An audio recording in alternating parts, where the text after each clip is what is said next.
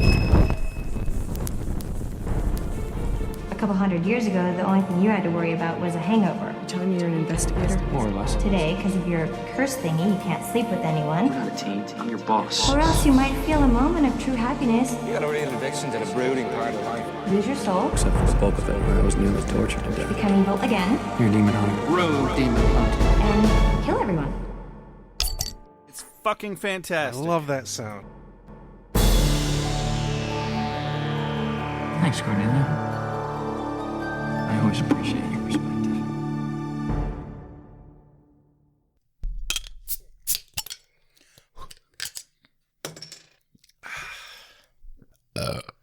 Oh, is it my open? Yes. It is my open. Hey. Welcome to Ale with Angel. I'm Josh. I'm Rex. Sorry, I was distracted. When we were doing room silence, you were leaning, and I thought you were like trying to fart silently. No, I was trying to not breathe into the microphone. Oh, I appreciate that. Well, today on Ale with Angel, we're going to be reviewing Season 3, Episode 9, Lullaby. Yay! Woo! Yeah. There was something else I was going to say, and I lost it already.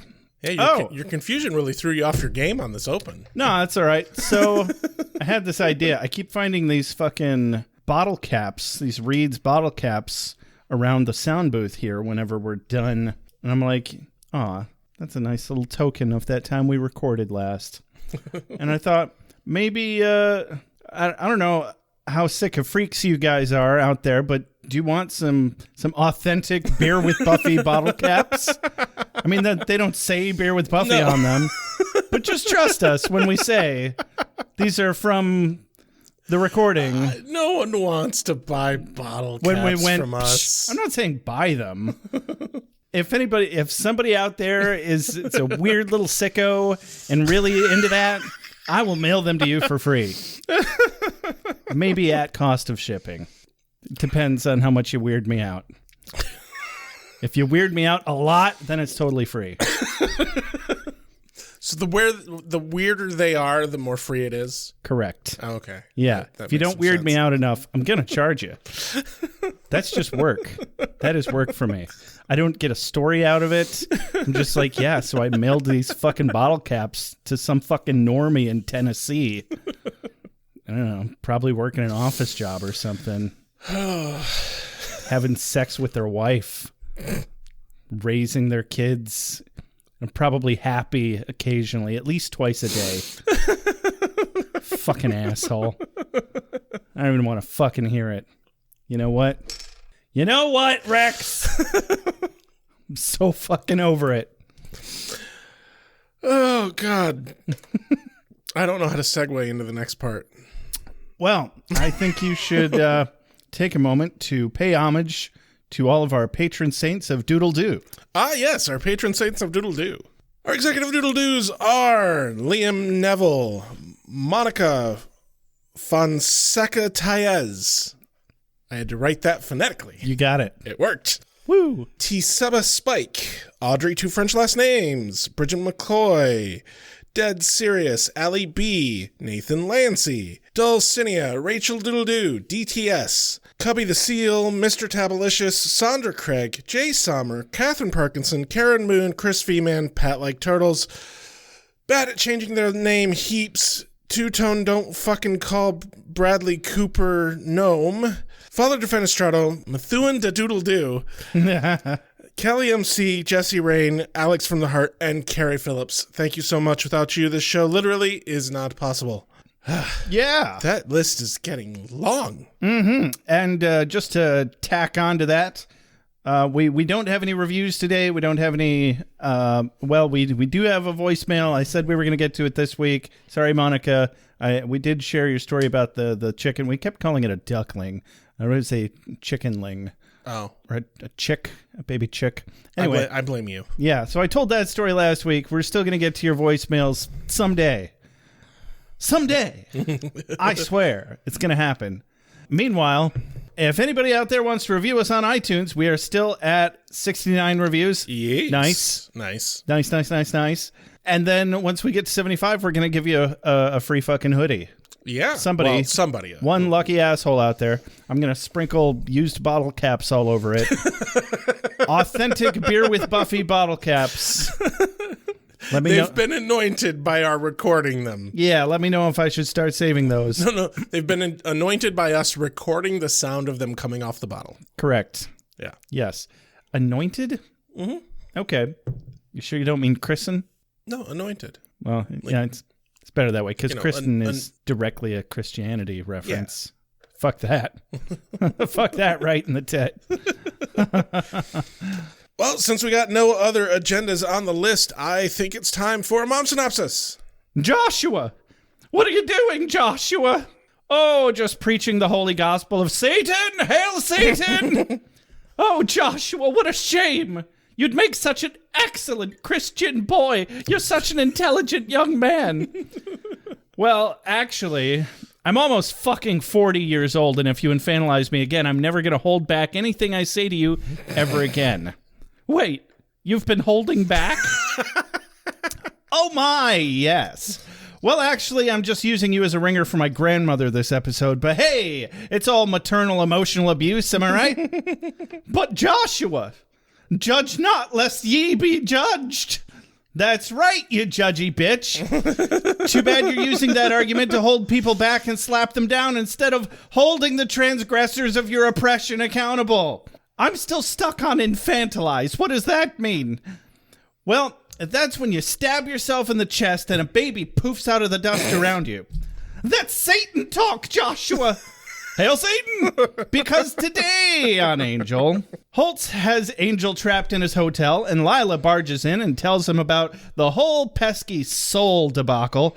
Angel uses the distraction to escape via a grenade without the use of his hands. Quite impressive. And Lila uses the distraction to steal the Niazian scrolls and have them translated at Wolfram and Hart. Angel meets up with the A-Team, who've just lost Darla, because she drove off with his car after they all fought off some grappler demons in the alleyway.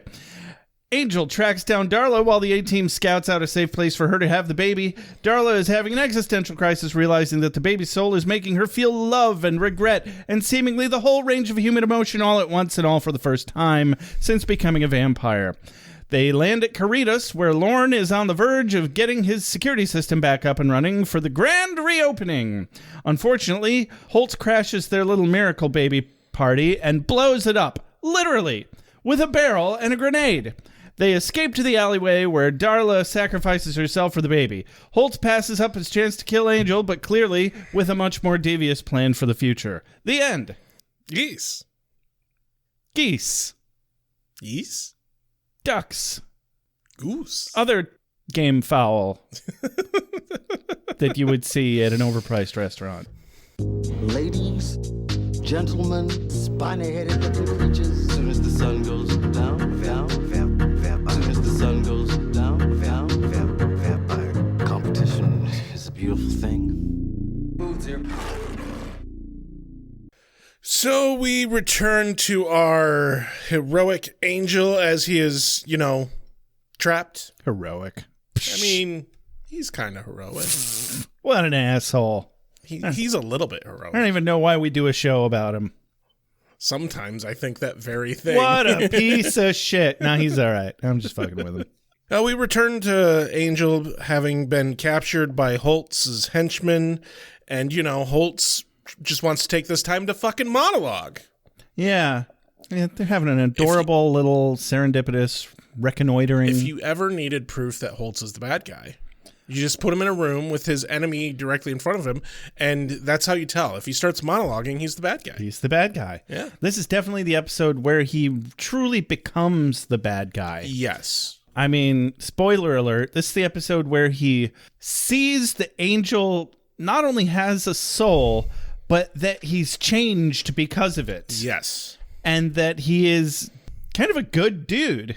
But he's still Right. like, oh, I'm just going to make him suffer even more now. My vengeance is going to be that much sweeter. Okay, now you're the bad guy. Yeah. You fucking piece of Yeah. shit.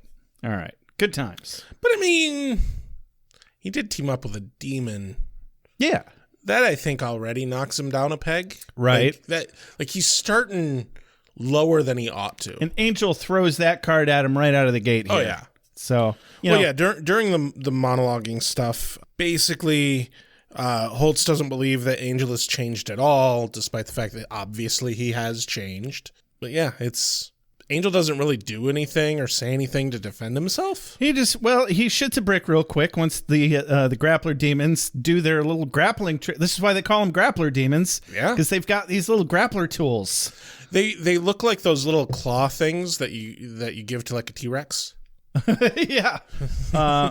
You would know, huh? Oh, fuck you. Because you're a Rex without the T. You need an extra T. I will throw things at These you. are the T's. I'm going to throw things for at you. the Rex. One of these days, I actually am going to throw something at you, and I'm looking forward to it. I'm really curious what kind of response I'll get. I think that's already happened, actually. Potentially. I feel like it wasn't anything particularly substantial, though. No, it was probably the marker I currently have in my hand. Or a wrapper. I feel like it was a wrapper. Possibly. I mean, you didn't shove it up my ass, though. Well, no. I'm not really interested in doing that to you. Yeah. That's what you keep telling me. Despite your years of insistence, it's not going to change. Anyway, you did this to yourself, Rex. Because I was just going to say they look like those things that animal control guys use. Okay, yeah. Because that's kind of what they are. Right. Except this one would be more for like a velociraptor. Yeah. To detain a velociraptor, not give it to the velociraptor to get things off of high places. God. For its grandmother. Think of how dangerous velociraptors would be if you gave them those. They can already reach high places. They can jump like 10 or 15 feet. And then they would have even better reach. Yeah. So they're already terrifying. Yeah. We could probably also fly because they were birds. Well, they definitely had feathers, and Jurassic Park is wrong. Yeah. But we're not going to go on that tangent. No. Probably again. I'm assuming we've gone on that tangent before. This is a Buffyverse podcast. We've definitely gone on that tangent at least 3 other times. I can't help it. I am very opinionated about the media representation of dinosaurs without feathers. You should be. Because dinosaurs had feathers. I'm happy for you. All of them. We are so on topic. They all have It's them. my favorite topic. So, Angel shits a brick. They grapple him. That's how we got there. All right. And then he puts 2 and 2 together that he's Holtz must be what the prophecy was talking about. But then again, he seems to think that about pretty much anything bad that happens these days. What a narcissist. Like, why is everything got to be about you, Angel? Just because the TV show's named after you? Yeah. What a dick. So Holtz is like, I'll have my vengeance or something. And Angel's like, but sir, I've changed. I'll shine your shoes for a nickel. I'm a good boy now. And Holtz is like, nah, I'm going to kill you anyway. But first, where's Darla? Here, Darla. That's not an easy one to call. I find it funny that, like, Holtz has been asleep for hundreds of years. Yeah. And when he finally gets let free, he's like, hey, I found Angel. And he captures Angel. And he's like, oh, I bet Darla's really close by. And it's like, if he was just off by like a day. Yeah, that would not have been the case. What good timing. But, that's the whole point of black magic. Yeah. And, that's why he brought him back now, is because he knew they'd be together. But, like, part of me is like, man, Holtz is getting some validation here that he really doesn't deserve. Because, like, yeah, he happens to be right that Darla's right around the corner. Oh, validation on that particular time. I was like, man, they murdered his family. I think you're being a little harsh. I mean, nah. What a dick. They only had like a lifespan of 32 years anyway. What did he miss out on? Watching everybody die of the Black Plague? That was probably later. Honestly, though, they would not be in this position if it weren't for the fact that Holtz always wants to fucking torture them. Yeah. Because before, in the previous episode, during the flashback, like, they caught Angel. He had Angel. You're right. He could have killed him, but he didn't. He's like, no, I need to torture you. It's like, if you could like, just set aside your vindictiveness. You could have had justice already. Yeah, well, that's how we know he's a villain. Yeah. He keeps on monologuing. He's got to have that Dexter moment Exactly. where he makes them feel bad before he kills them. If he can't get them to feel bad, or at the very least show their true colors, then he just can't get off, Rex. The other part about this is like, how is he going to make soulless vampires feel bad? Well, like I said, either that or... and Angel's already being uncharacteristically apologetic, and he's Right. like, well, that's weird. This is strange. You've never apologized before. Odd. It's only been 200 years. But, you know, he would, I think, feel more justified in killing him if Angel spouted off some shit instead. Right. Be like, Anyway. see, this is why you must die. We spent far too long on this scene. Sure. It's not that long. Yeah. We cut back to the car where Darla's going to the labor. There's a nice little line here where Wesley's like, I wish we had those scrolls. And Cordy's like, women have been giving birth without ancient prophecies for years. Quite a few years. Yeah, quite a few Yeah, years. a couple million at least, it seems like. And possibly also, more. It seems like, hey guys, we don't know what to do with Gunn anymore, so let's just write him as, hard air quotes, the man who doesn't understand birth. That's him the rest of the episode. Oh. Because they open up with his first line in the fucking episode is, if you ask me, we really need just some Vaseline and a catcher's mitt. I mean, she's a vampire, though. Right, but like pretty much every line he has this entire episode is just this tone. So I'm Gunn. Yeah. Because it's not that I know nothing about childbirth so much as that's funny. I mean, no, like it is humorous, but it's still that same trope of like, well, I don't know what to do with this character, and I'm just going to write him saying the dumb shit about pregnancy that men say. Yeah, that's too bad. And it is. And they pawned it off on Gunn. He deserves better characterization than Yeah, that. they really need to get the fuck on that again. Yeah, they should have had like, Fred say that line. Yes. Yeah. I think that would have been better. Yeah, or Cordy. Cordy could have gotten away with it. Actually, yeah. Yeah.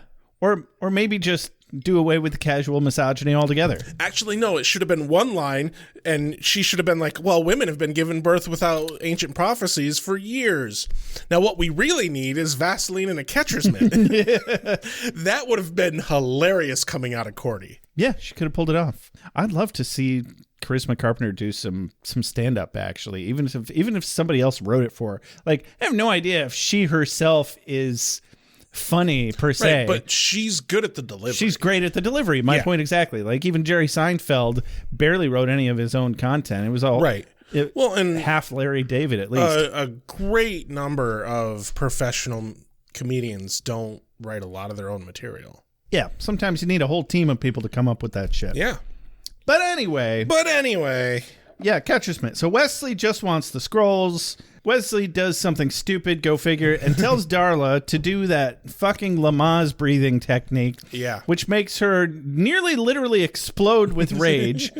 And she's just like, I don't.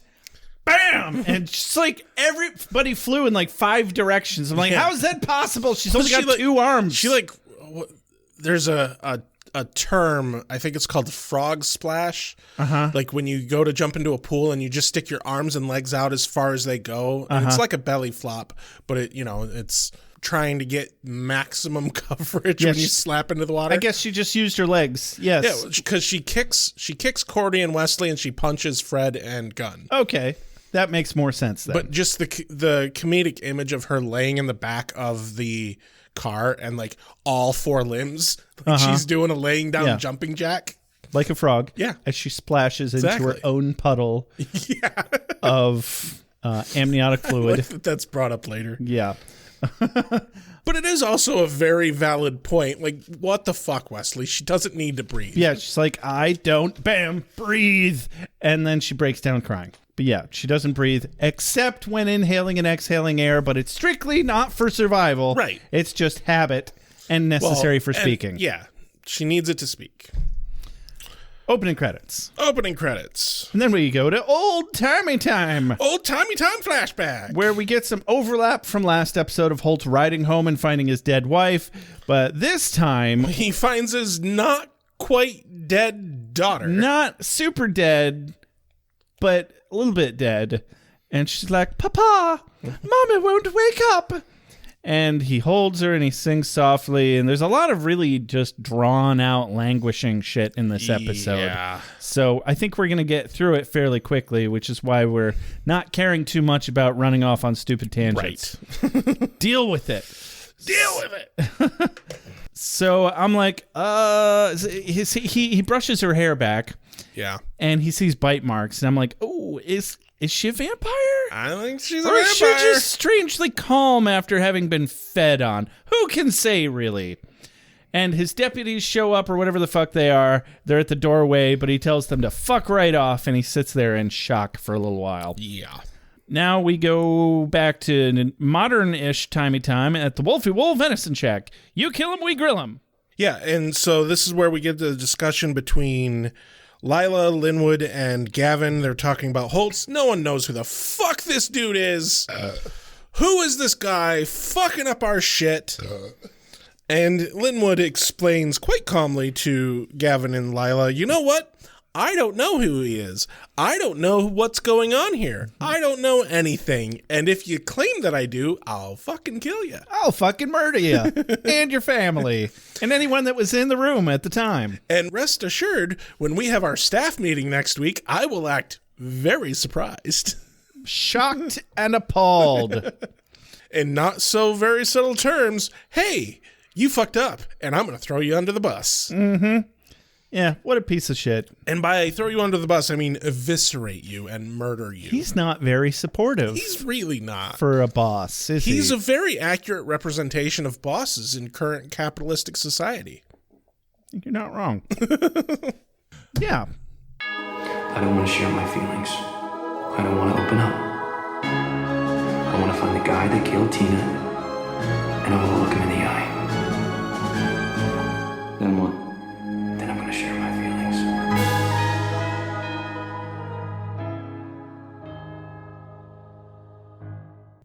Back at the Hyperion, Angel tries to pull out of Holtz how he managed to pull off still being human 200 years later. It must have been black magic, and Holtz is a bit preoccupied, however, with trying to find Darla, and he's ignoring all of Angel's inquiries up until he asks what Holtz had to give up to make it happen, to which Holtz is like, I had nothing to give up. You saw to that. And Angel corrects him. He's like, your soul, sir. I couldn't take that away from you. I mean, he could have if he'd turned him into a vampire. But, yeah, whatever. Holtz is like, what do you know about souls? And Angel's like, I know that they're tasty and that yours will be destroyed if you let yourself be used for evil. I know that they're tasty. Or Angel could have just said, I was cursed by gypsies to have a soul unless I experience true happiness, then I lose it. And there. Like, okay, there on one level I can see he's probably not mentioning that he has a soul because he probably just assumes that Holtz wouldn't believe him anyway. What good is that? Yeah, and he'd probably be right. He's probably right, but also on some level it's like, dude, you're on the same team now, technically. Yeah, kind of. Like, maybe you should be like, Holtz, oh God, I'm so glad you're here. We can kill vampires together. Like, at least give it a shot. Right. You know, maybe he's not going to believe you, but at least seed the idea in his head and he'll figure it out. Exactly. Eventually. Granted, there's no necessarily good reason why Angel should believe that Holtz would be reasonable on any level, but also there's no reason to not believe that. Right. You know? Yeah, at least try. Because all of Angel's knowledge of Holtz is from when he was an evil fucking vampire. Yeah. Maybe he might be able to be reasoned with. Just maybe. Also, quick sidebar. I don't know if I've ever said this before. I probably did, but what a stupid curse. Like, I'm sure we've talked about this at length, but this fucking gypsy curse I can't help but continue thinking about how much it makes no sense. Yeah. Like, who is it helping if he happens to actually attain true happiness and then he loses his soul? Because then the gypsies are personally responsible for, again, unleashing Angelus on the world. Yeah. Those stupid fucking gypsies could have just given him his soul back and said, have a nice life. Stop killing people, please. Thanks, bye. Enjoy your vitamin D deficiency and drinking only pig's blood. Through this episode, they're dealing with the fact that Darla, while she herself does not have a soul, she is being affected by the soul of the baby. That's why she's going a bit crazy. Mm-hmm. Why is cursing vampires with gypsy souls, like, why is that not in Angel's just normal arsenal? Like, they were able to curse, the whole Buffy crew was able to curse Angel with his soul again after he had become Angelus. I feel like it took some doing, though. Yeah, I guess, well, oh, no, I recall now. That fucking teacher, Miss Calendar, was one of the gypsies. And so, like, that's how they were able to recurse him. Yeah. But, okay, so they can't do that specific curse, but you can't tell me there isn't some way to, like, just start giving vampires their souls back. I'm pretty sure Spike finds a completely different way to get his soul back. Yeah. There's definitely other ways to do it. You can pretty much just custom program your own spells, it seems like. You know, I have so many things to say about Spike getting his soul back, but I've been holding on to it for literally years. Yeah. We'll get because there. I want to get there in the show. Yeah, obviously we need to, because I don't remember shit about it. I made a tiny little bit. So many things to say. Anyway, we're not there yet. We Yeah. need to get back to this. So Holt supposes for a moment that perhaps Angel really has changed. Angel touches a nerve by saying, I remember you used to work with men, as opposed to demons. Still very masculine demons, but again, species, not gender in this case. Right. Very important distinction that I appreciate them continuing to make. Yes. They didn't just now, but I am. Right. No, it is a funny joke. That actually would have been a great gag to bring back. Yes, I think any time we have what's his fucking name? Sajan, like till the remainder of the time when he's no longer on the show, I think that should be a recurring bit. I agree. I hope it comes back around. They already missed their chance once, though. Yes. What are you going to do? So, when Angel touches the nerve, Holt smacks Angel so hard that we transition to Wesley also being smacked, but by Yes. Cordelia. And not very well. But yeah, he's still down from being kicked by Darla. I have a fun fact for you today, Josh. Oh? Yes. What is it, Rex? I learned just recently that the line of, like, if you're knocked out for less than 5 minutes, you might still have a concussion, but you'll probably be okay. If you are knocked out for more than 5 minutes, you definitely have brain damage. So if you get hit in the head and you're unconscious for more than 5 minutes, you got brain damage. That sucks. Right?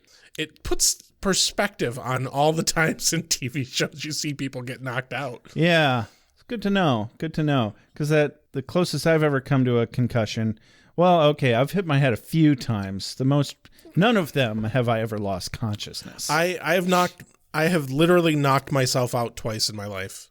Jeez. Or, well, rephrasal. One time I was knocked out. The second time I knocked myself out.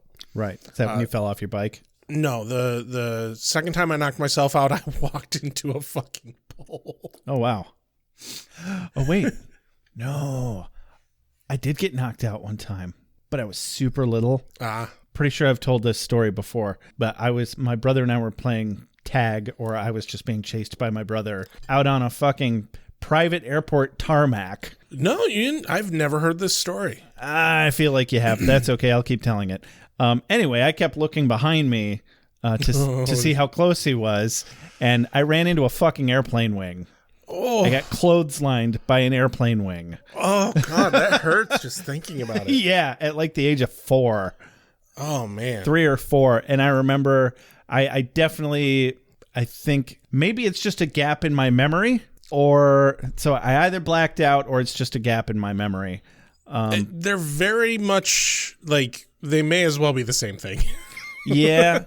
I mean, but there's lots of gaps in my memory from that far back in my childhood. Well, yeah. But I remember looking up, from laying flat on my back and seeing a group of people circled around me. So I was definitely laid flat for a couple of minutes. I don't remember how old I was the first time I got knocked out. I was older than 8, younger than 11. So there was a 3-year span of my childhood. When this happened, I don't remember when, though. At the time, I loved baseball. I wanted to be a pitcher. And me, my cousin, and a bunch of friends, and my brother, we were all playing baseball.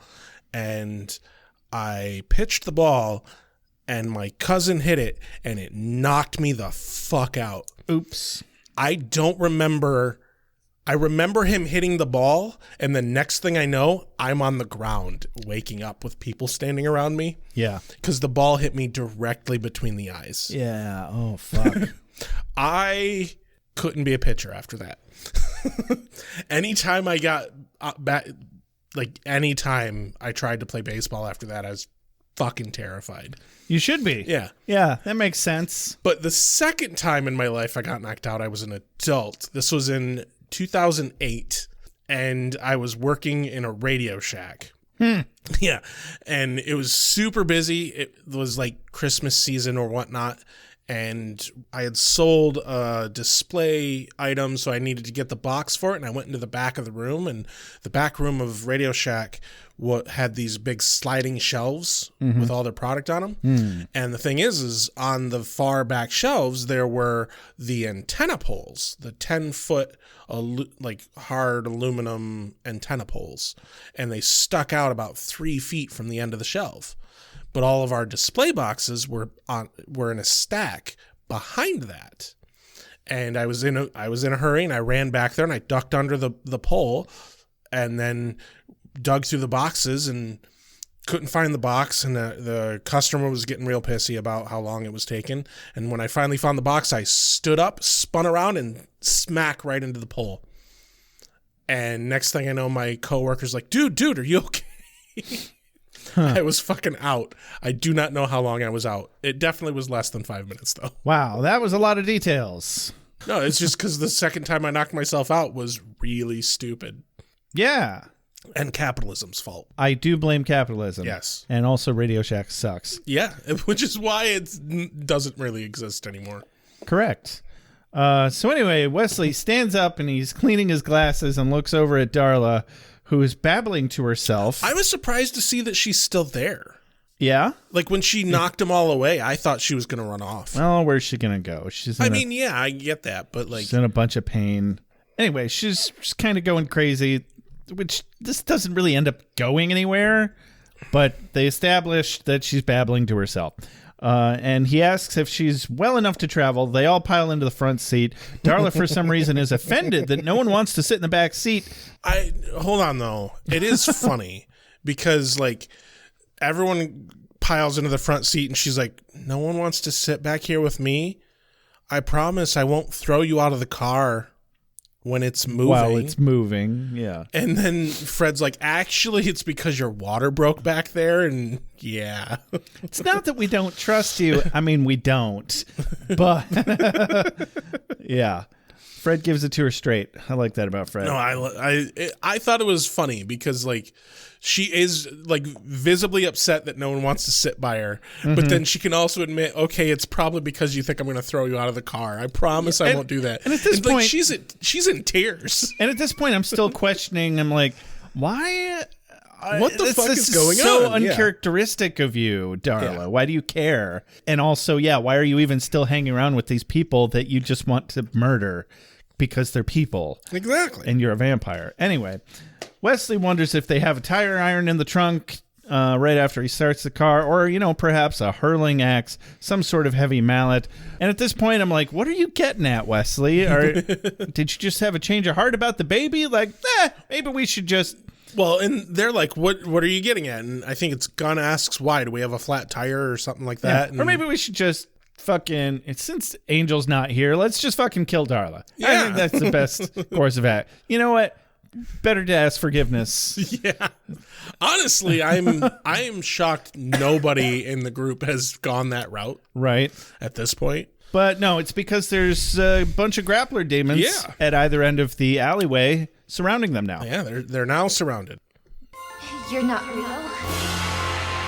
Or I'm not real.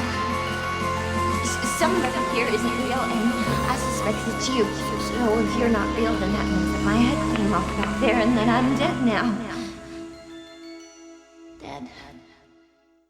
And so back inside, Holtz is torturing Angel just a little bit. You know, like it's just punching him while he's being restrained. It looks more like foreplay to me. It does, in fact. A little bit.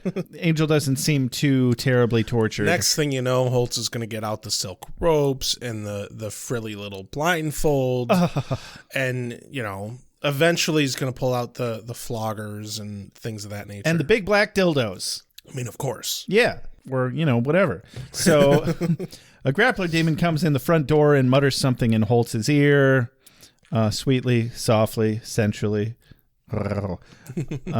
And he then announces loudly, you have her, and we're expecting Darla to come in, but they bring in Lila instead. And Holtz is all like, who the fuck are you? You're not even a vampire.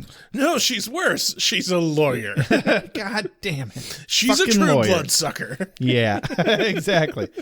She's all, nah, I'm a lawyer. Sorry I bothered you. I didn't realize you were torturing him. Carry on, my wayward son.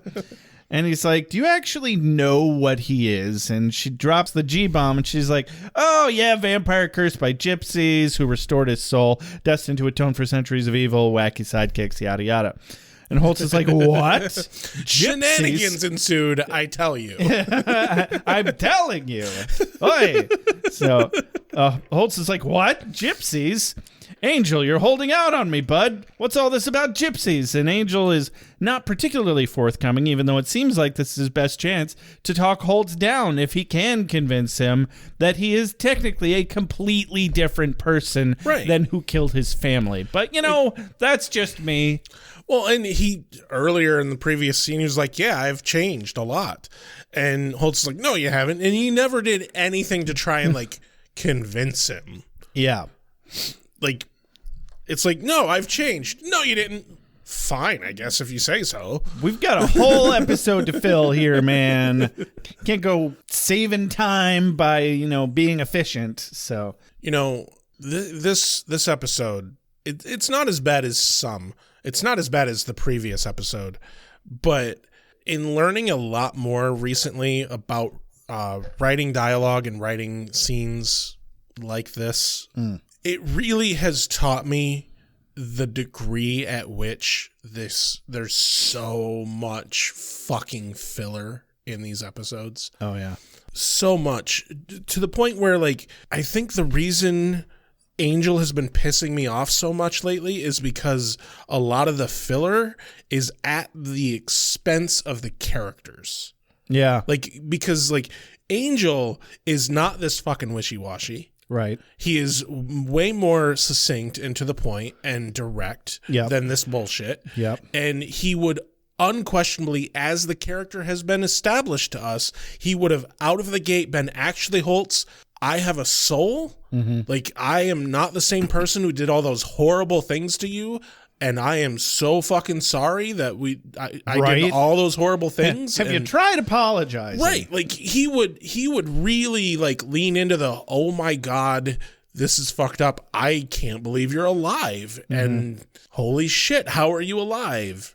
Well, this is all very validating of my instincts anyway. Yeah. But yeah, Lila's like, okay, well, I'm going to just go ahead and leave you two lovebirds to it. You know, I think 20 seconds should be enough for y'all to climax. Yeah.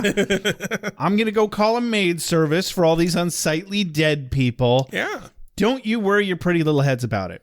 But Holtz is like, no, you work for the law. And she's like, oh, honey, I'm a lawyer. There's a big difference. Right. And Angel kicks a hand grenade up into his mouth and pulls the pin somehow and drops it at his feet. He warns Lila of the impending doom of a duck sneaking up on her to steal her bread and get its gross corkscrew penis all over her. which was very nice of him. Oh, is that what he was doing? Yes, he said duck. I know he said duck, but I thought he was warning about the grenade. But, man. You got to read between the lines, Rex. I thought you were That's supposed just to be the foul story behavior. expert now. You missed my pun. Huh? I said that's just foul behavior. I did absolutely miss that. And also, it was foul behavior. There was a misbehaving fowl Yeah. with its slappy, gross corkscrew penis trying to get in on the action. Like, come on. Just let these two adults enjoy themselves, please. Oh, man. That just immediately went in my head to me telling you about that fucking study that exists of gay necrophilic rape among ducks or geese. Yeah. I can't remember if it's ducks or geese, but I remember telling you about that on the podcast. Yeah. I think I made some honking noises. Yeah. That could have been an entirely separate episode. Did the copy of the episode that you were watching, did it have weirdness going on with the editing when it showed the grenade on the ground? Yes. Yeah, what the fuck was that? I blame Hulu. Were you watching it on Hulu? No. Oh. Huh. Weird. The fucking editors fucked something up. It was like jumpy. Yeah. Yeah. Yeah. That's weird. Like, I could tell it. I thought something was wrong with the file that I had. Yeah, I assumed it was just some slight, like maybe they just had a slightly corrupted file. Oh, I bet it was something up with the copy from the DVD, and that's the file that Hulu has. Possibly. I bet you that's what and it is. yeah, they're not going to bother to No, they don't fucking go give a back. shit. What do we do? Do we get a different DVD? No, fuck no. Right. It's Angel. It Come was on. some shitty fucking editing though, and it's like I really want to look into see if that was like actually aired, you know? I do technically have the DVDs. They're at my brother's house. I could But go get see those. the files I was watching is the DVDs, so it'd be the same file. But I'm really curious, like if we could get like the VHS or if they had VHS of it. I don't think they did. I don't know, or like a recording from the fucking TV. I think we were firmly past the age of VHS when this Maybe. came out. I don't know. I don't remember when things happened. I'm 40 now. I can't remember shit. I have a vague intuition about it. I'm a few years from being old man yells at cloud. I know. It's all right. It's all right, buddy. It's going to be okay. It's very depressing. Now, take your pills and get back in your box. Get ready for your sponge bath. The whole Angel escaping with a grenade strikes me as the writers in the writing room were like, guys, how the fuck do we get him out of this? Yeah, this did not track for me at all. Drops a grenade at his feet. I Yeah. thought he was going to kick it at Holtz. Yeah. That would have made sense. That or would have made a lot more sense. Or at, I mean, we can't even really tell. We can't see very well what is holding him in Right. place. But it's basically just a fucking Roadrunner cartoon at this point. Oh, God, yeah. We see some fireworks-style explosives go off, and then there's a goddamn angel-shaped hole in the wall behind him. like, the thing is we're actually kind of serious about that. I'm not really exaggerating. It's not like cartoonishly angel shaped, but it's the elevator shaft first off, and it's obviously like paper. Holtz does look through the hole and sees that it's the elevator shaft. Yeah. It's fucking ridiculous. It's so fucking ridiculous. It wasn't great. I didn't go back and look at it too hard. I was like, I'm pretty sure I'm looking at some bullshit right now. So I'm just gonna shimmy on right past it. Yeah. So Holtz freaks out and sends his demons off to look for him. But real quick, he has to threaten Lila that if she sends more people, he'll kill them too. Yeah. And he asks her about Darla, if she's also cursed, and she's like, nope, pure free-range evil. Love that evil. And she tries one more time to strike up some kind of deal with him, and he's like, Right. the only business of mine is to send her back to the hell that made her. And Lila's like, all right, I give up. Fine. You know what? I can deal with that. You do you. Just go. And Lila calls a guy named Harvey for full cleaner service. Yes. Do you get this reference, Rex? I don't. That's fantastic. That makes me so happy.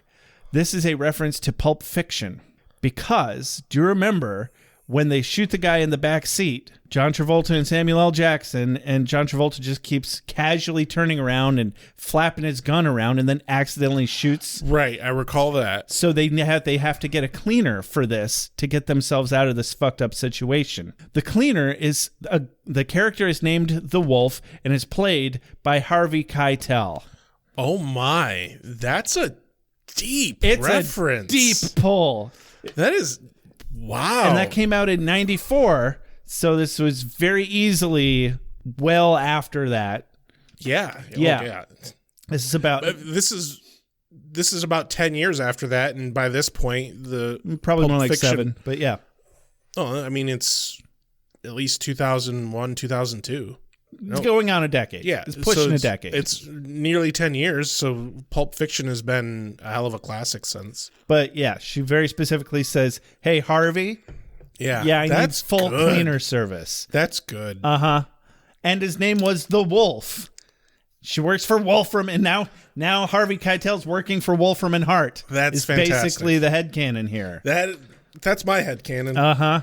Yeah, and then this is the point where after calling that in, she sees the scrolls, and she takes all the notes and steals all the informations, like the bitch she is. That's, yeah. Yes. Honestly, it's the smartest thing she could have fucking done. No, it was pretty clever. Good for her.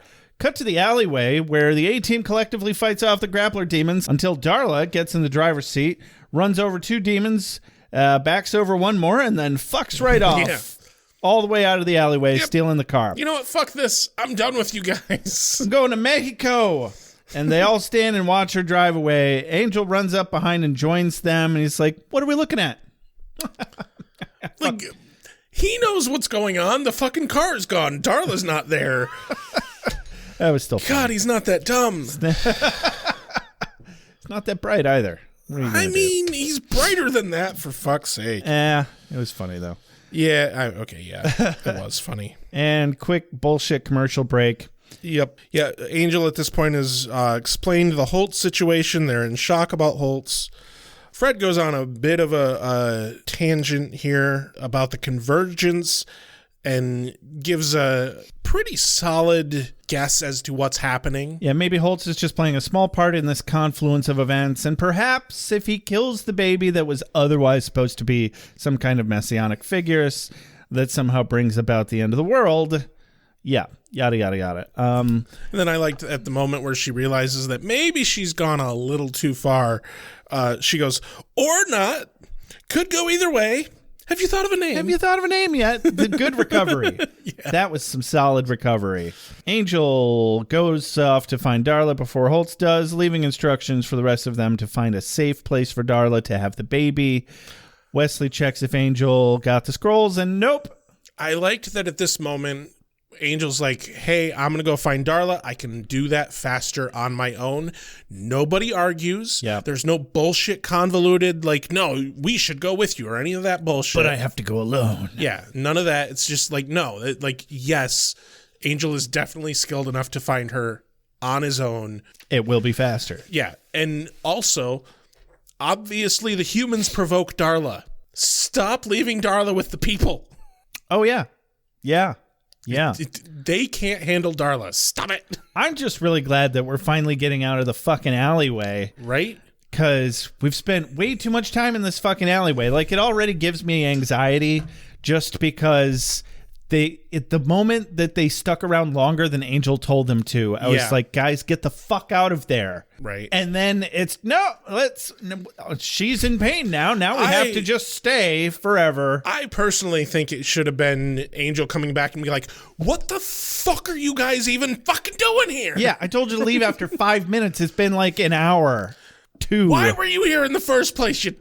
You're all fired. You fucking tits. Oh, right. He's not the boss anymore. So Yeah, you you can't could still say it. Yeah, fair. I say it to people all the time. Especially people that don't work for me. Exactly. I can hold a note for a long time. Actually, I can hold a note forever. But eventually, that's just noise. It's the change we're listening for. The note coming after and the one after that. That's what makes it music. So we cut over to the Gerba Thump Thump. Yeah, where Lila's having the scrolls looked at by the in-house translator. I love the bit where she explains to him that she highlighted the important part on the scroll. And he's like, you highlighted an ancient, priceless scroll? And she's like, yeah, in yellow. In yellow. What of it? You're welcome, bitch. And then, you know, he is, first off, this dude has obviously not been working at Wolfram and Hart long. There's no way in hell. He's too fucking happy to have been working here for any length of time. Well, you know, I mean, we haven't quite gotten there yet, but so she threatens his family. She's like, well, why don't you go ahead and have this to me by morning? Otherwise, I'll kill your whole family.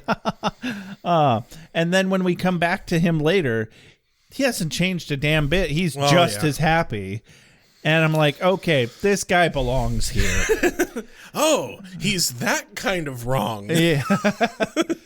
I bet he's a morning person, too. Yep.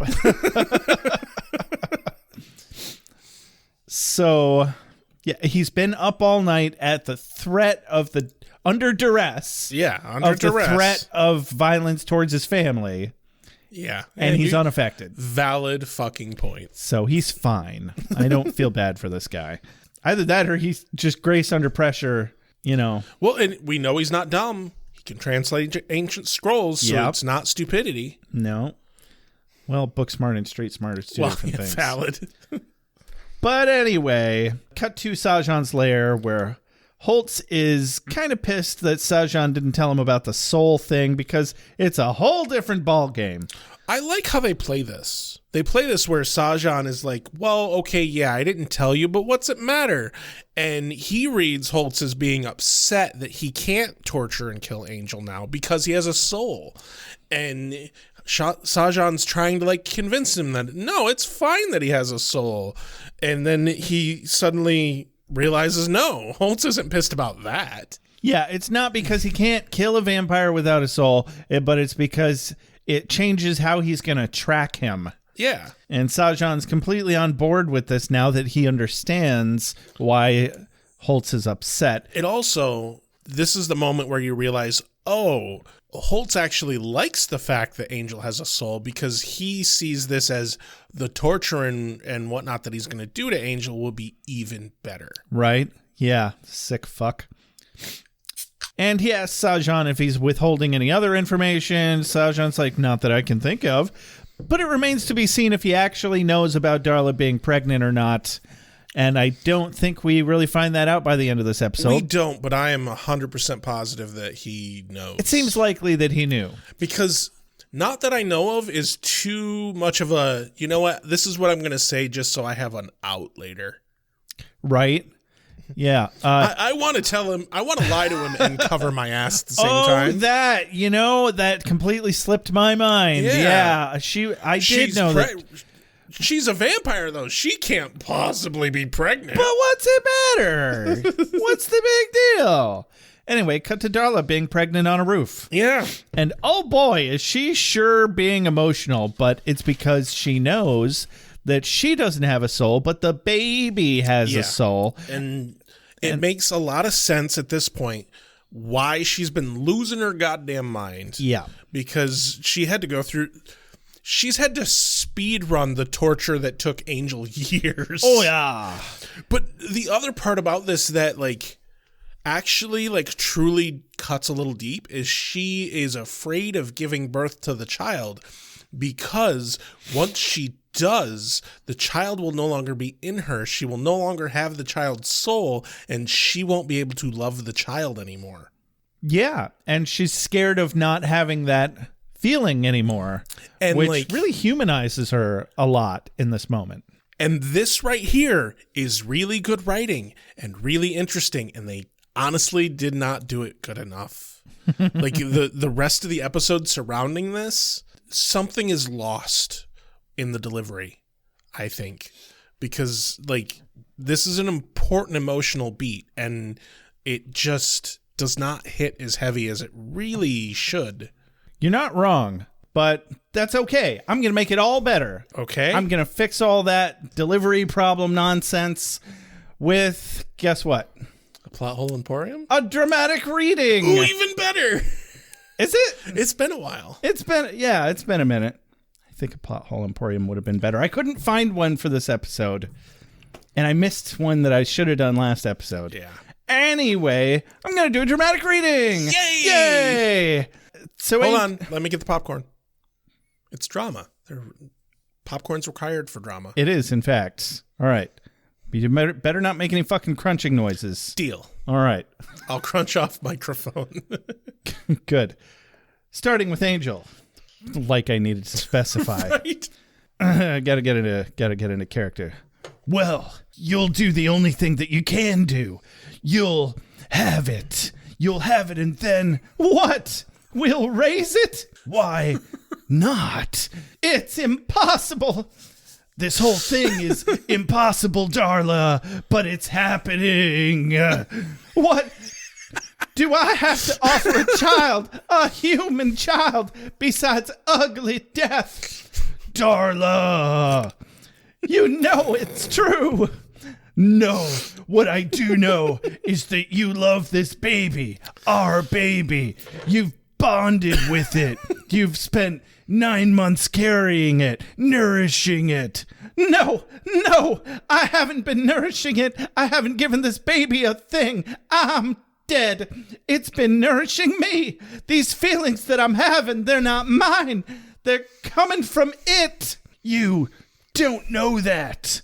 Of course I do. We both do, Angel.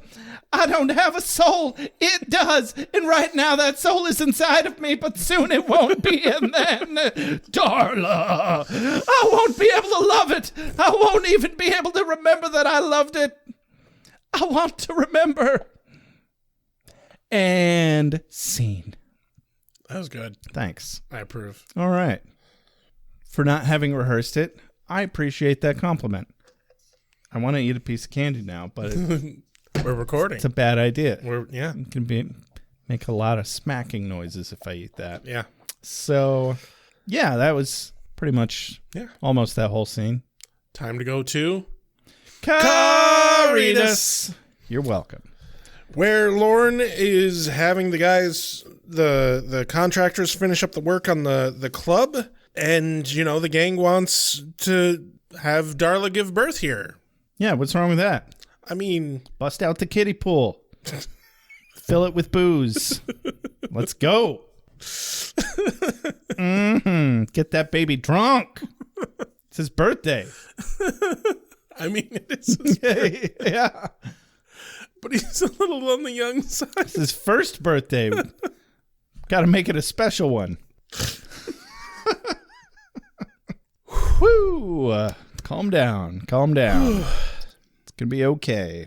Back to the rooftop with Darla and Angel, because they cut back here later. Oh, yeah. He's trying to get ready to reopen, but doesn't want all that unsightly afterbirth all over the place. Softens up a little when Cordy firmly asks if she needs to tell Angel and Darla that they're not welcome. Lauren clarifies that the place will always be a sanctuary. And then he fires the security guy that's doing the install of the security system. That part happens later, didn't it? I don't think it does. No, I just apparently completely missed writing that. Like, yeah, we do come back here, but yeah, it's kind of an important plot point that he fires the guy working on the security system installation because he was humming and Lauren was able to read him, and it turns out the guy's been milking the job by leaving connections undone on purpose and then being like, well, it's been a bit more finicky than I thought it'd be. And of course he's a fucking union guy and makes a fuss about getting paid for the full day. Like, so there's a demons electrician union, whatever. Apparently, yeah. Turns out good on them. Yeah, canonically, yeah. In fact, there is. Yeah, good on them. They're getting their representation. Yeah, and so Lauren snatches the instructions and's like, "I'll finish this. How hard could it be?" Famous last words, buddy. Yeah. Now we're back to the roof. Back to the roof. Darla wants Angel to protect the baby from her. Wesley calls and says that they found a place. Although there's a slight delay, everything should be up and running by the time they get there. uses the phrase they everything should be safe as houses by the time they get there. Yeah, safe as houses. That's an old saying.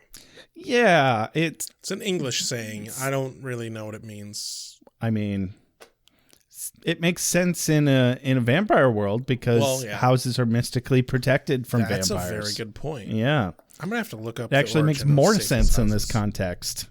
Actually, you're right. It does.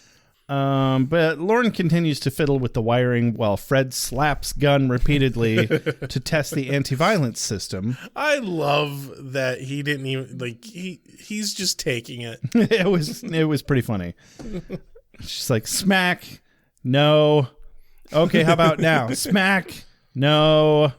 Okay, how about now? Smack, no. I like that he's having to report back. Like they're not just taking the smack as the sign. Like as the no. He actually has to have the reply. Can I get a written report? Have that on my desk by Monday. Jesus Christ.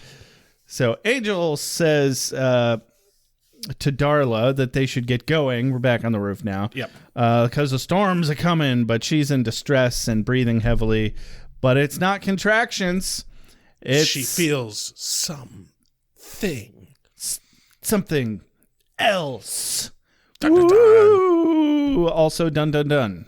Yeah. You got it. I'm with Wolfram and Hart. Everybody should have a lawyer like this. Mr. Winters shall never be convicted of any crime. Ever. Should you continue to harass our client, you'll be forced to bring him into the light of day. I want that stricken from the record. A place I'm told that's not all that healthy for you.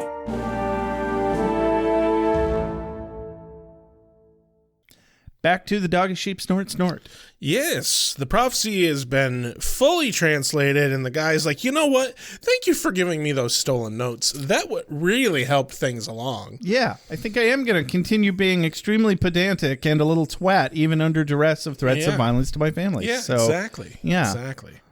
But it turns out that the prophecy isn't about a birth; it's about a death. Oh no! Just death. Everything's death. Yeah, it's very morbid. Yeah. What are you gonna do? I did enjoy this little bit though, because he's being very pedantic and Lila's extremely frustrated. Yeah. And this is actually kind of a quote of the day for me. So Lila's like, the birth, what does it say about the birth? And he's like, well, actually, it's funny. It doesn't. What do you mean it doesn't? But you said it did. Yes, I did say it did, but it doesn't. And he's like, in a way. And she's like, I have a gun. And finally, he just fucking reads the goddamn translation like he should have done in the fucking first place. It was very who's on first. Just a little bit. It had a little bit of that. And so what it does say is, for surely in that time when the sky opens and the heavens weep, there will be no birth, only death. Which, spoiler alert, not 100% true. No. I mean, if you get technical, but we'll get there. Yeah, we will. We'll get there. It definitely rains. It's right about that. Yeah, it definitely rains. Definitely a lot of rain. So we do a flashback to old-timey time again, where it's the day... A diddly-diddly-do! No, not a diddly-diddly-do. This is in England. A diddly-diddly-dee? No. I don't know what the English equivalent of that is. A fiddly-diddly-day? No, that's a bit more southern. Hippity-dippity-doo. There we go. That's doable. All right. That's doable. Great. No, this is the next day. Holtz, his men come in and they're like, hey, we need to get going. We got to go do things. And he's like, you know what? I don't want this daughter anymore. Tosses her outside onto the dung heap.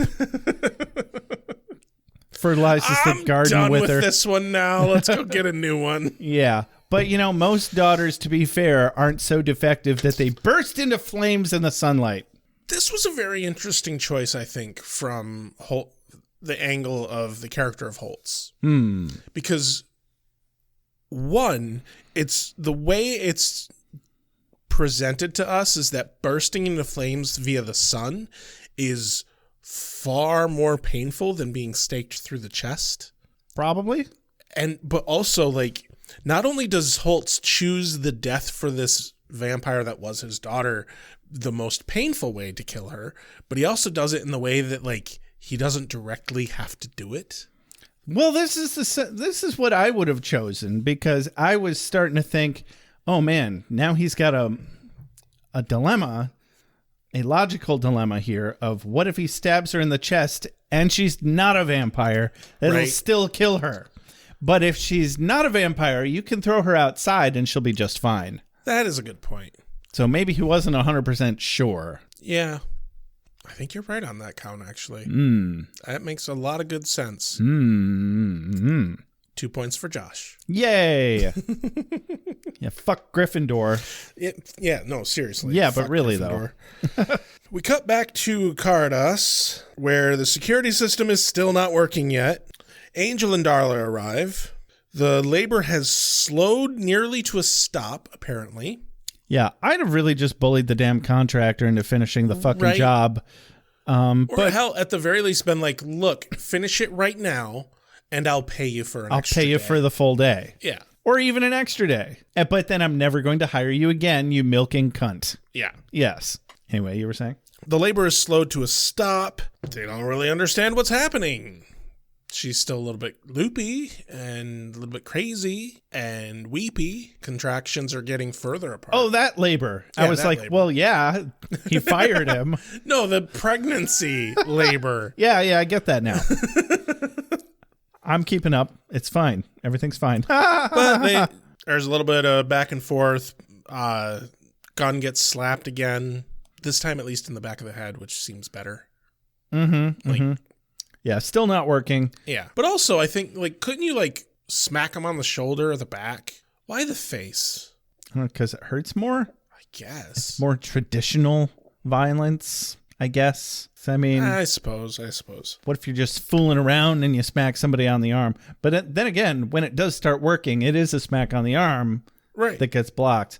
Anyway, I kind of enjoyed the uncharacteristically civil exchange that Darla shares with Fred and Cordy. It was really adding on to the previous scene where we're seeing Darla in a much more human light. Right. You know, there's thank yous and apologies and everything. Yeah, and Darla and Fred are both like, what the fuck is wrong with her? Just in their facial expression, it carries very well. Hormones. It's hormones. Yes. Yeah, they really fuck you up. I mean, they do. Yeah, but Angel and Wesley have a little aside about the pain. It's not contractions, it's something else. They move her to the bedroom, and Fred notices there's blood left on the chair where she was sitting, which is funny because literally just last night I was watching an episode of Curb Your Enthusiasm, and it's the one where Larry David's friend lies to his wife that Larry has a bleeding rectum, and that's why she couldn't join them for lunch. But it was just because Larry didn't want her there. I don't know the episode you were speaking of, and that's a hell of a lie. Yeah, it is a hell of a lie. That's a big part of the episode. But then he comes over later in the episode for a dinner party at their house, and hilarity ensues because he doesn't know. She's worried that he's going to bleed all over the furniture, but he doesn't actually have a bleeding rectum. Right. So Darla, on the other hand, however, is firmly she's bleeding from somewhere. Bleeding from that general zone. That's for sure. That's also not good. Yeah, it's definitely bad in a pregnancy. Even for a vampire, I imagine. Yeah. Back to Sajan's lair. Yes, where the security guy rats on them. What a piece of shit. And I mean, it turns out he was very obviously a spy all along, I think. I think so, too. Seems like. So he tips off Holtz to their location, Cardass, obviously. Right. They must have had a lot of spies. Otherwise, they would have just gone to Cardass to look for them anyway. Right. Well, and it makes me wonder just how connected is Sajan? Probably quite well. To know the degree of information that he has about Darla and Angel and everything. Yeah, but also I bet there's not too many underground demon bars either. Well, right, yeah. So at least 2. And I'm sure there is some level of knowledge within the demon community that Lorne is in some way, shape, or form connected to Angel. Mm-hmm. So that would make some sense. But either way, he's a backstabbing asshole. Yeah, he's a piece of shit, which is why Lorne fired him, but it goes deeper than that. Yep. And I'm surprised Lorne didn't pick up on that part too. But what if the demon security guy was specifically fucking up the job so that that's the thing that Lauren would pick up on, and not his double-crossing spying bullshit. Fucking with the job was part of the cover to hide the spying. I think if he was that smart, he just wouldn't have hummed. I mean, that's fair. Anyway, so we're back at Caritas already. Yes. Angel's all worried about Darla and the baby. Wesley pulls him aside and tells him the baby's heartbeat is very faint and he needs to be prepared for the worst. Right, and he's pointing out that Darla's body can't give birth. Cordy brings up, hey, what about a C-section? Well, they can't do a C-section because the mystical force that's protecting the pregnancy would likely kill the baby. They pretty much established that last episode. Either that or I jumped to that conclusion when they said something about not being able to stab the baby. Right. I'm like, well, that means they can't even do a C-section. And they all argue some more about the possibility that the baby could, in fact, be the scourge of humanity. And also, there's this question of whether or not the powers that be have anything to do with all of this. Right, and Gunn specifically cautions that the protection on the baby might not be the powers that be. Like, they're not actually helping this. Yeah. Maybe they're the power behind the people trying to stop the pregnancy. Yeah, maybe the powers that be are the ones that are killing the baby right now. Yeah. On purpose. Huh. And you know what? This is a time where Gunn is saying the things we're all thinking. It's like, you are kind of jumping to some important conclusions here, Angel. It's a harsh reality that needs to be considered. Yes. Definitely. Very much so. And Cordelia points that out as she slaps him, and apparently hard enough to set off the spell. Yeah. And she's like, why you gotta be so fucking honest all the time? Because Angel's pretty attached to the idea of having the baby and protecting it and raising it now. Well, yeah. And he's kind of upset by what Gunn said, so he fucks off into the bedroom. But then Lauren gets the security system up and running at exactly this time as Cordy slaps Gunn for his brutal honesty, and we cut over to the bedroom where Angel sits with Darla, and they have a really nice kind of sweet moment here. I really liked this. Mm-hmm. You know, it's very obvious that in her state, Darla deeply trusts Angel. Mm-hmm. They do a very good job of conveying that Angel is extremely torn through this whole thing because A, he wants the baby born. B, he also wants to protect Darla, but you can tell he's also torn on the fact that he understands that if the baby's born, she's no longer going to be the same person that's currently ensouled, kind of in a weird way. It's complicated. It's a complicated situation. Yeah. And there's a lot of feelings involved here. God damn it. Darla, don't you know how much feelings I have? Yes, I do. But only just now, since you said that. Anyway.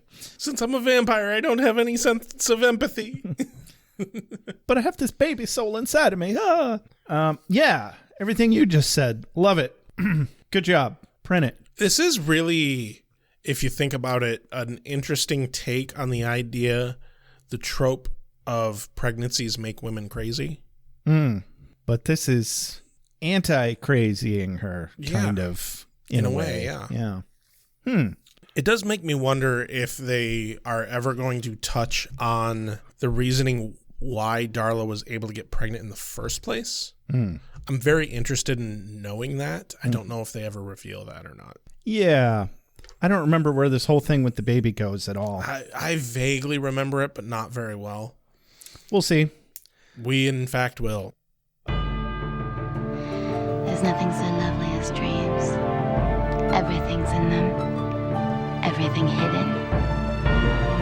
Open those chambers and you can truly understand someone. And control them.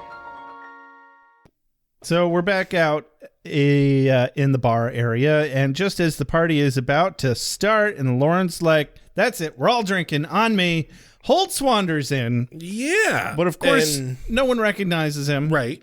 Because the only two people who know what he looked like are in the bedroom. Are in the other room. Feeling things. Those fucking tits. Titty fucking over there. I mean, they might be.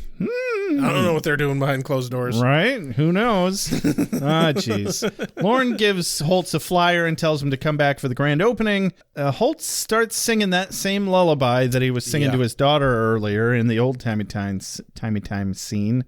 It's very creepy. It's appropriate, and it's makes sense why the episode is named Lullaby. Yes. He walks out slowly singing that creepy lullaby, and Lauren's just like, I'm making some drinks. It takes Lauren a little longer to pick up on reading Holtz. Yeah, just a little longer than I'd have guessed. Yeah. But it hits him all at once, and he's like, run.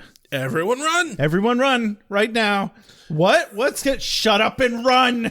Like when Lauren says run, you fucking run. If you got a psychic in the room and the psychic says fucking run, you fucking run. You don't hesitate. You don't go, why is the psychic telling me to run? I'm going to need an explanation. No, you don't, because he's psychic. That's the only explanation you ever fucking need. I'm going to need you to shut the fuck up and run. Because shortly thereafter, a barrel clanks down the stairs and a grenade just afterwards. Yeah. And boom. Boom.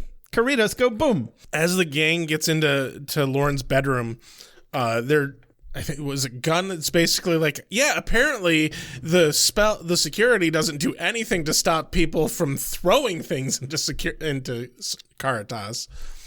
Sure. That still doesn't make any sense to me. I mean, it's fire, so right. That's going to be a little more difficult. Like, it's definitely good. How would it handle bullets, though? Was it blocking bullets? Yeah, like with little like force field things. In the episode a while ago where Gunn's old crew broke in? I don't remember what it did with that, but it seems like it would, though. Yeah. Yeah, is it going to use force fields to block burn damage? I mean, the little like light force field thing that happened when Cordy smacked Gunn. Yeah. Like that seems like it could just encapsulate everyone in a force field. What this tells me is that at no point would the spells on Caritas help against robots. And that's a big weakness you missed, Lauren. Oops. Fucking robots. Fuck. You gotta cover the robot angle. You gotta cover the bases, man. You got the demons, which I would also argue would cover aliens, because they're not human. Exactly. Then you have the humans, and then you need robots. What about and then bears? Angry badgers. I don't think anything can really protect you from an angry badger, except maybe another angry badger. That seems unlikely, though. I mean, it depends on if you have a pet angry badger. I don't know if it's protection so much as a distraction. Well, yeah. Yeah. But, I mean, you know the trick. If you have an angry badger or an angry bear, you only need to run faster than the other guy. Yeah. Anyway, these are all questions that will be answered in good time. Yes. Probably. Maybe not so much the stuff about the bears. I'm going to go ahead and make that promise to our listeners right now. We will scientifically prove how to deal with an angry badger and a bear. Yeah, that's going to be a whole different podcast, though. Yeah, we'll do that after we finish Angel. I'm going to call it Robots and Bears and Badgers. Oh, my. Robots, Bears, and Badgers. I like it. Print it. Print it. It's evil.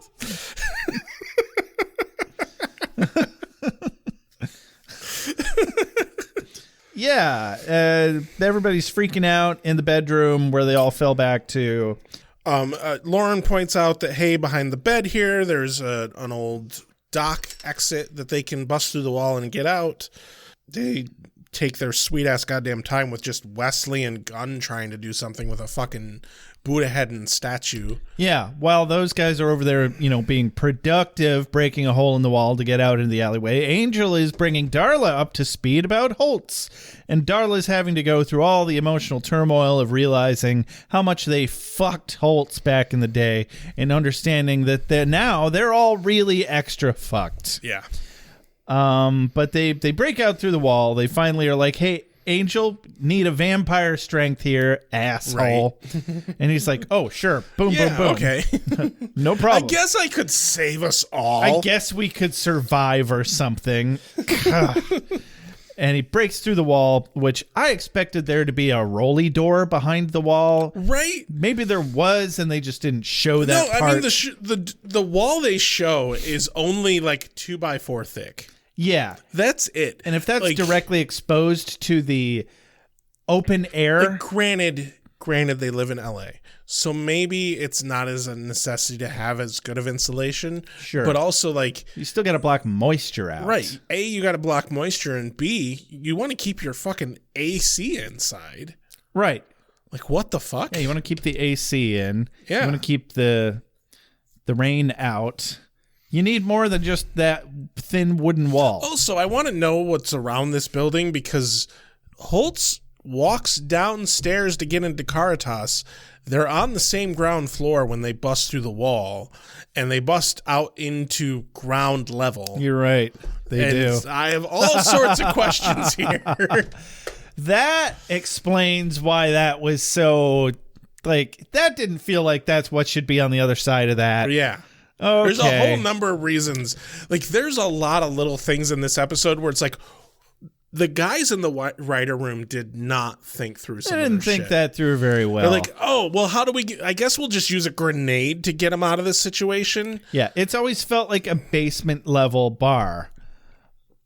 Exactly. But apparently you have to go into the building, go up to at least the second floor to come down into Caritas. Which is just, that's a weird layout. Dumb. That's dumb. I don't like it. But that's... logically what must have been happening. So Darla can't really walk far. They only step a little ways out of the fire, and she lays down on the ground. The fucking rain is pouring. She's being all dramatic. Yeah, she's being all dramatic. Angel, go on. Angel tosses someone keys to the car, I think Gunn, to go get the car. Leave me. We're not going to leave you. Leave me. I do have a quote of the day from Darla in this scene. And not quite for the reasons you might think, but she says, Angel, our baby's gonna die right here in this alley. You died in an alley, remember? And it's like, it's super dramatic and it's not supposed to be funny, but also like, hey, Angel, your baby's about to die. Remember, you died in an alley too. You'll have that in common. Aw, baby's first death in an alleyway. Just like his daddy. Gosh. Yeah. Well, I'm glad you got a kick out of that. But it started to actually lock in as a truly dramatic scene for me. No, it did. When she starts to talk about wanting to apologize to him for that because she's the one that killed him in an alleyway and turned him into a vampire is what she's referencing, I believe. Yes. And she's like, I want to apologize to you for that, but I can't. I want to apologize and mean it, but I can't. And I'm like, really? I really thought that you could now because this baby soul has got you all fucked up. Yeah. Oh, well. Angel sends them off to get the car. Fred stays for some reason. Because Fred is a good person and has a heart and thinks that maybe they shouldn't be left alone in these trying times. Yeah, but Angel's like, it's going to be okay. Darla's all, nope, not once he's gone. I won't be okay, and I don't know what I'll be, talking about the baby. Right. They can never make up for all the terrible things they did together, and this baby is the only good thing that they ever did together. I thought that was a very important thing it was a to note. Great line. Yeah, and she's like, make sure to tell him that. Oh, by the way, stake through the heart. Well, that escalated quickly. I was like, damn, I was actually not expecting that. No, and like I've been thinking this episode and the last, like, if she can't give birth and you can't do a C-section, just fucking stake the bitch. Yeah. The kid's going to be fine. He's not a vampire. Yeah, I really didn't think they'd ever kill her again. I thought we would never be rid of her.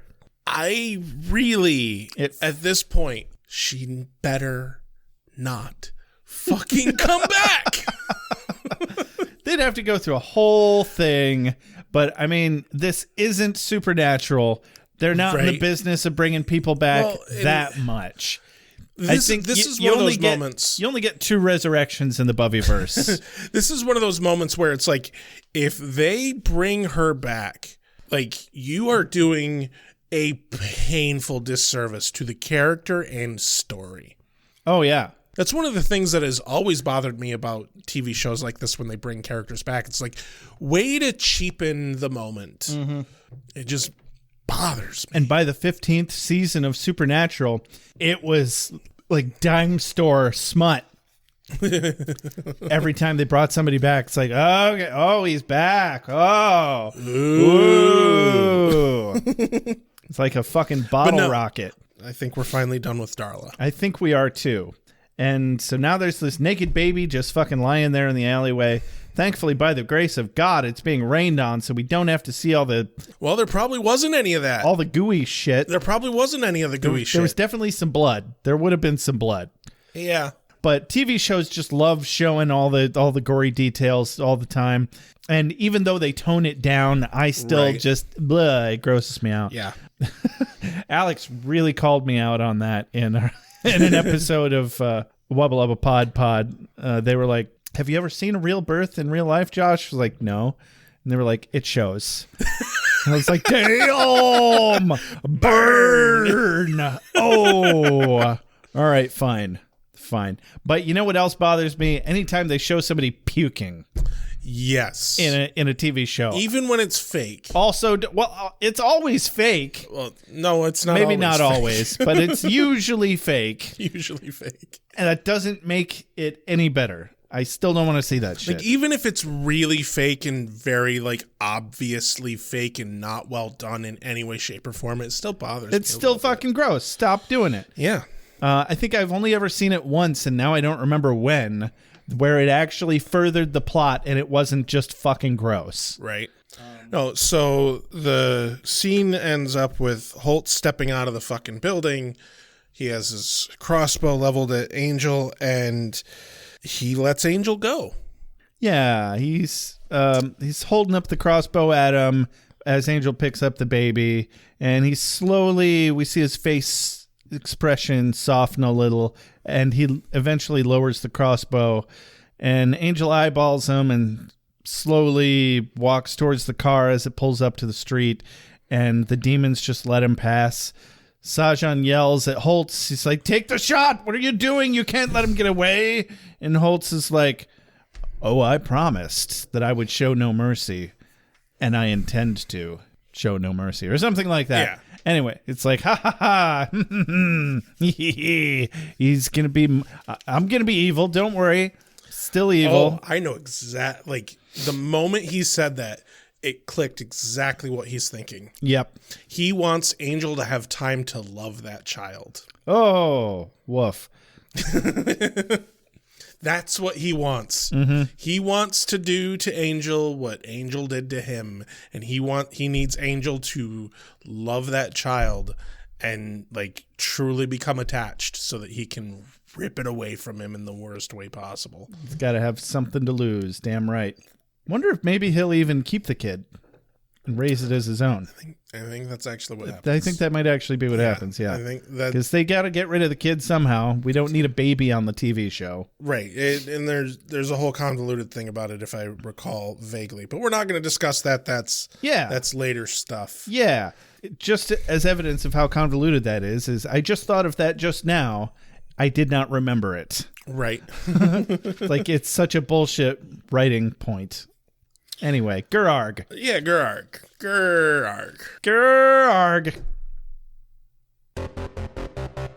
Is this for me? I must be ready. I need my strength. Give me more! Nights I shall walk in the earth. Hold on. You've got something in your eye. How'd you feel about the episode, Rex? Okay, there were moments where it, like, really hit well, but it's still a lot of nothing. I don't know what the fuck is going on with the writers of this damn show, but this is another episode we've had in a long line of them now where it's like nothing is fucking happening. they're taking these short kind of plot things and drawing it out in a way that is not good. Like, they could have done it in a way that, like, emphasized the emotion, but it's like the whole fucking grenade thing. They keep writing themselves into corners where they're like, well, I don't know how we're going to get out of this. Let's throw something really stupid at it and make it work. And it doesn't work. Any of the good moments that this episode had felt cheapened to me by the stupidity of the rest of the episode. Yeah, I completely agree. For once, yeah, I don't think I have anything to add to that. Well, they didn't give us enough to fucking work with to add much more. Yeah, I am gonna push back slightly that the good moments were cheapened by how much the rest of the structure of the episode was garbage, because the good moments still were engaging and made me pay attention, and the gravitas hit me. Like towards the end, like just before Darla staked herself, I was starting to be like, I think some shit's actually about to go down. And then she staked herself. And then they kept going with this gravitas, with the slow-mo and actually doing it well for a change. Right. And not as a bad editing cover-up technique. Yeah, exactly.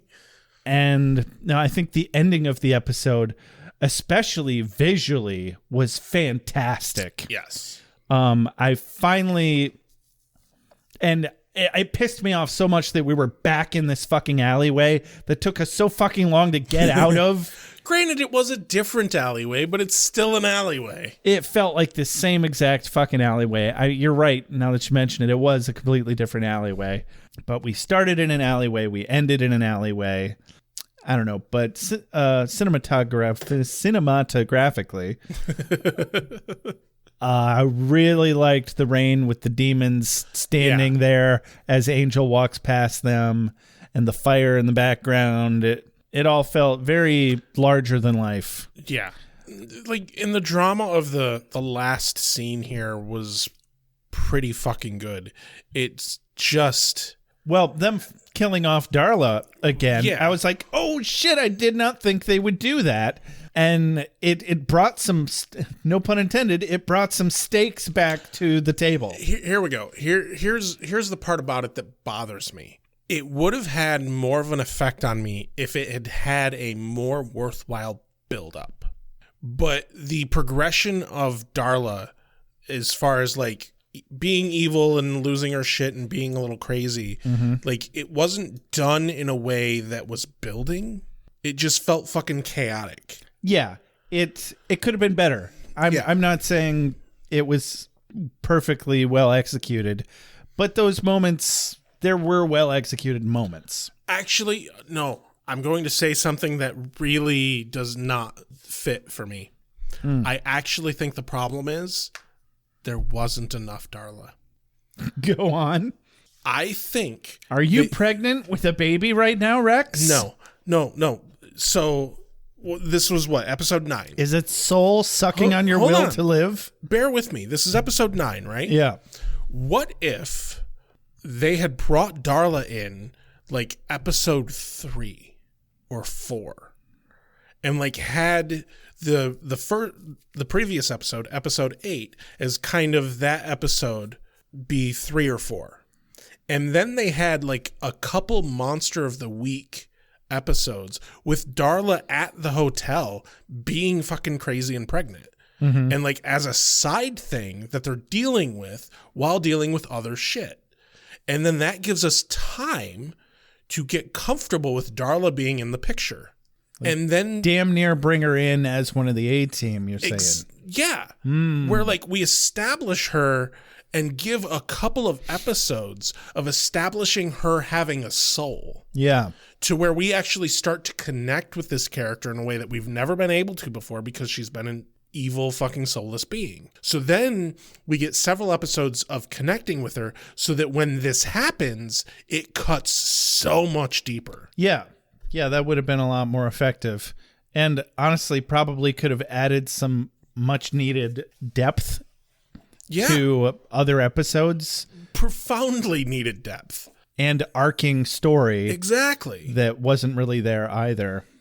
I think that would have been much better executed. But with this only doing it where we bring Darla in for like 2 episodes. Yeah. Okay. We had 1 or 2 moments, like essentially quote after credit scenes of Darla being pregnant and like hinting that something big is going to happen. Ooh, big fucking deal. When she came back into the picture, she was just evil. And then she's like evil and then crazy evil for 1 episode. And then this one, she's crazy emotional and then suddenly like heartfelt emotional. And like, we're actually supposed to feel bad for her. And it's like, no, that could have been like 5 episodes. Yeah, it's a very fast progression. Not enough time to get attached. You're right. And also the thing that like both the last episode and this episode felt like it didn't really have a lot of meat to it was because this was a story that should have been done more in the background of building up this character so that we feel something more of it. And then it would have added a lot more weight to us feeling like, shit, we don't want Darla to die. Mm-hmm. But I didn't fucking care. I don't care if she's dead now. I'm actually a little grateful we don't have to fucking deal with her anymore. Right. I did really enjoy how they established Holtz and gave him quite a lot of depth and backstory. Yeah. And it's like, okay, they were obviously going to make him the bad guy anyway, but now they've taken the steps to give us reason that even though he was wronged, he is also now the bad guy. And like, no, that's fine. I like how they did that, but that could have even been done a little more subtly over a little bit longer time, and it would have had even more of an effect. Like the moment where... I mean, they did a double episode. Not good enough, though. Not for the season arc. We're talking the season arc here. And we know that the writing on this show can be better than that. And that's where my problem is. The writers who work for this show were much better than what they did for this. Mm-hmm. But anyway. Yeah, anyway. There's my answer to what I felt about this episode. All right. Did you have a quote of the day, Rex? I guess I should have one. I don't know. Like, this is the closest I've ever come to wanting to just say, fuck it. No, I don't have a quote of the day. I'm going to go with Angel, our baby's going to die right here in this alley. You died in an alley, remember?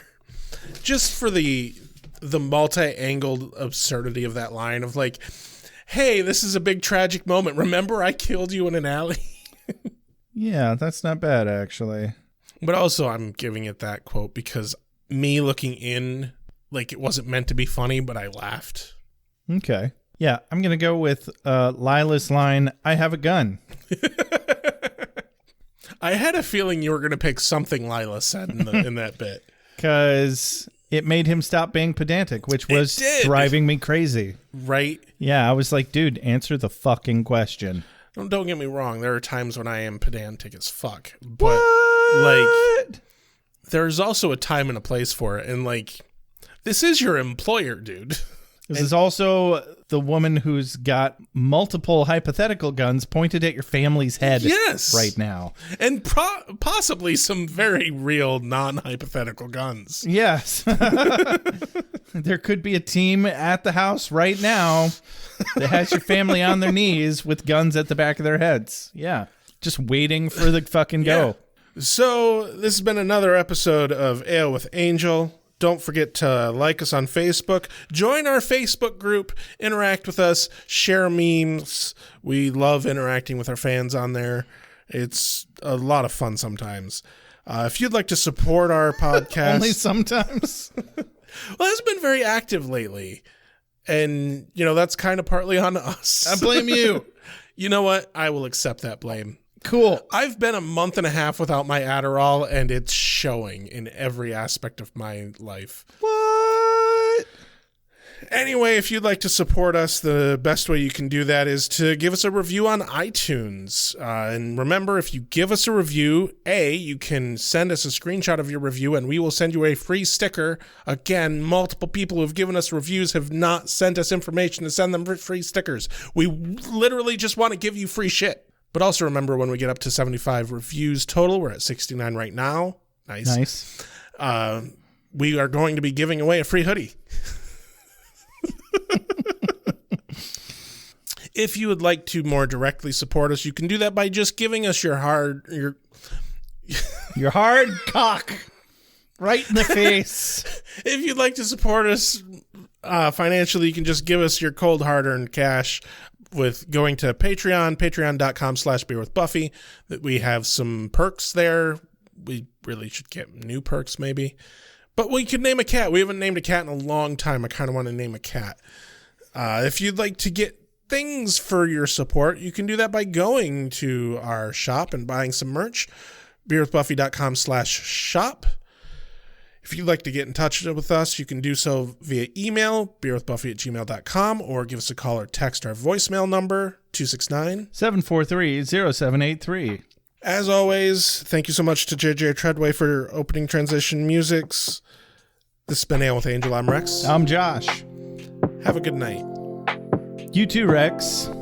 You can tell I really didn't have my Adderall with just how difficult it was to get through all that bit. My mind kept wandering, man. Was that the only hint? I'm trying. It's hard. Enslave yourself to this cult. You don't like the color?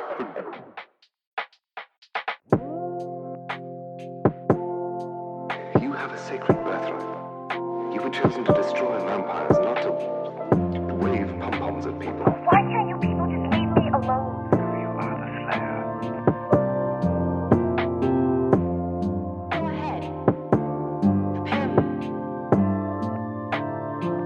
I'm a watcher. I haven't the skill. Oh, come on.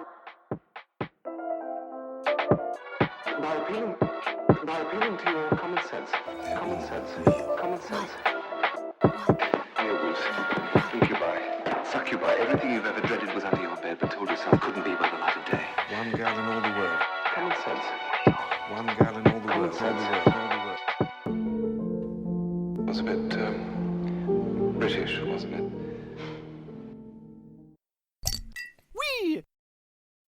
Wait, what have we done? Why are we watching this?